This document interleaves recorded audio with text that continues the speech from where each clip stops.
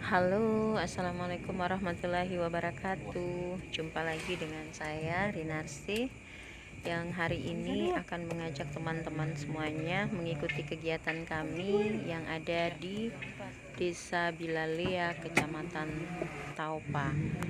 Namun sebelum lanjut nonton videonya, teman-teman jangan lupa subscribe dulu dan like videonya, biar channel YouTube-nya bisa berkembang dan juga bikin semangat lagi buat video-video selanjutnya.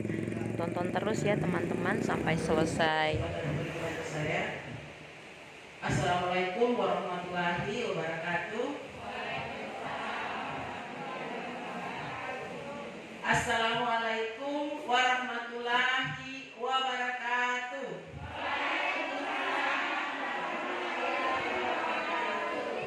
Selamat pagi menjelang siang.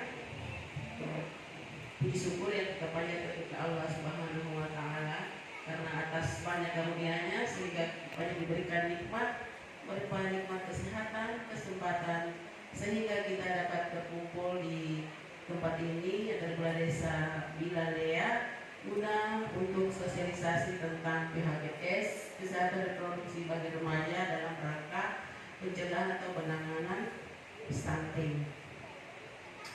Salam dan salam kalau kami haturkan pada Nabi Allah Muhammad Sallallahu Alaihi Wasallam beserta sahabat dan kita yang masih setia sampai akhir zaman ini. Yang saya hormati Bapak Kepala Desa Bilalea beserta angkatnya, Ibu Ketua Tim Penggerak PKK Kabupaten, Ketua Pokja 4 Kecamatan, Ibu Tim Penggerak PKK Desa bersama anggotanya, Ibu Bidan Desa, kader posyandu, remaja, kader lainnya yang dan ibu-ibu yang sempat hadir pada siang hari ini. Baiklah, saya di sini bukan saya pintar atau mumpuni ibu-ibu, tetapi kita berbagi informasi, membagi informasi tentang perilaku hidup bersih dan sehat. Mungkin ibu-ibu tahu, saya tidak tahu, dan sebaliknya yang saya tahu ibu tidak tahu. Jangan kita di sini tukar informasi, Bu. Dan saya pintar dari sini bukan saya pintar, tapi kita sama-sama belajar. Kalau bicara tentang PHBS, PHBS ini sebenarnya kita sudah laksanakan di rumah tangga kita masing-masing, yang sehari-hari kehidupan kita hari-hari. Tapi PHBS yang bagaimana? Yang dikatakan perilaku hidup bersih dan sehat, yaitu perilaku hidup bersih dan sehat di rumah tangga untuk memperdayakan anggota rumah tangga agar tahu, mau dan mampu melaksanakan perilaku hidup bersih dan sehat serta berperan aktif dalam gerakan kesehatan di masyarakat. Maksudnya gini, dia bisa melindungi dirinya sendiri. Saya pakai masker, ibu pakai masker, bisa melindungi saya sendiri dan orang lain. Kemudian bapak-bapak merokok bisa tidak merokok di dalam rumah, bisa melindungi diri dan orang lain yang ada di sekitarnya. Itu contoh. Kemudian tentang perilaku hidup bersih dan sehat ini terdiri dari 10 indikator. 10 indikator yang dikatakan sini ada pertama persalinan yang ditolong oleh tenaga kesehatan. Mungkin di sini sudah ditolong oleh ibu-ibu. Alhamdulillah sudah ditolong oleh tenaga kesehatan. Kalau saat ini pertolongan oleh tenaga kesehatan tidak bisa di puskes, polindes, tetapi harus ditolong di puskesmas atau rumah sakit puskesmas yang ada rawat inap.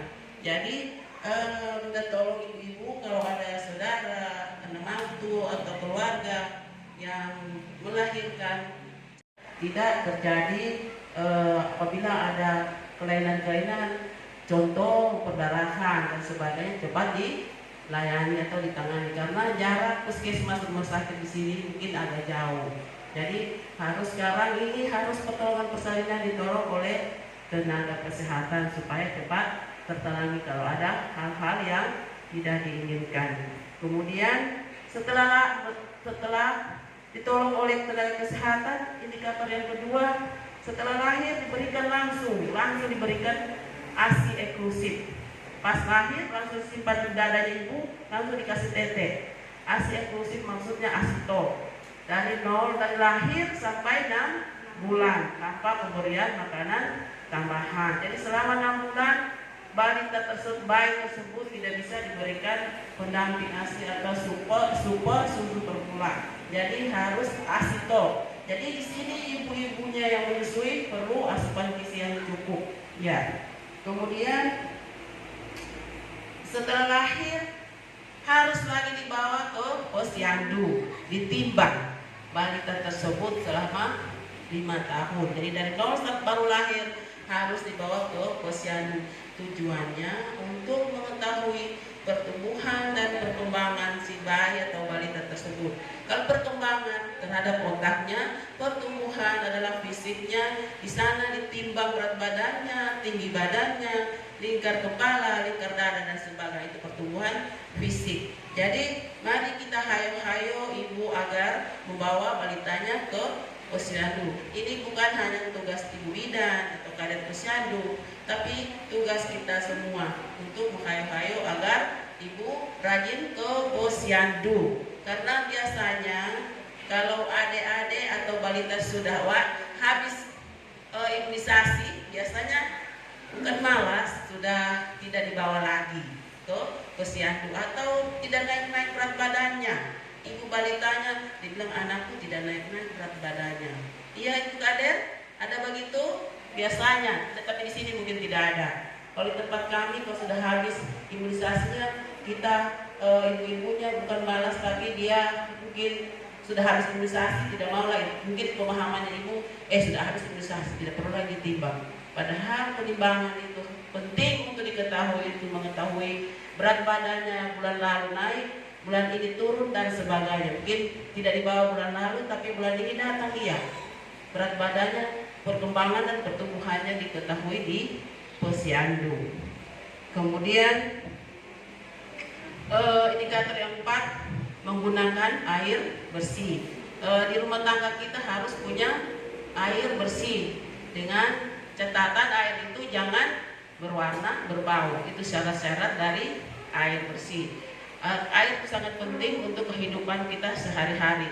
Jadi kalau ada airnya mungkin tidak minum kemasan atau air galon, usahakan airnya dimasak agar kuman-kuman atau penyakit di dalam air itu mati kumannya. Itu salah satu untuk pencegahan penyakit diare. Kemudian indikator yang kelima, mencuci tangan dengan air bersih di air mengalir, pakai sabun. Jadi tidak perlu sabun mahal, sabun apa saja ibu-ibu bisa dipakai. Dicolek, sabun dangdut, sabun ekonomi dan sebagainya bisa dipakai untuk mencuci tangan. Jadi cuci tangan ada 5 waktu yang penting kita harus cuci tangan.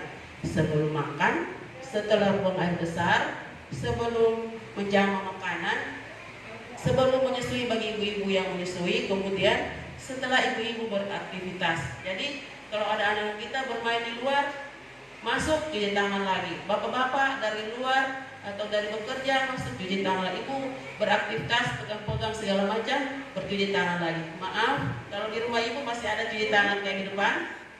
Masih ada tempat cuci tangan? Ya, alhamdulillah. Usahakan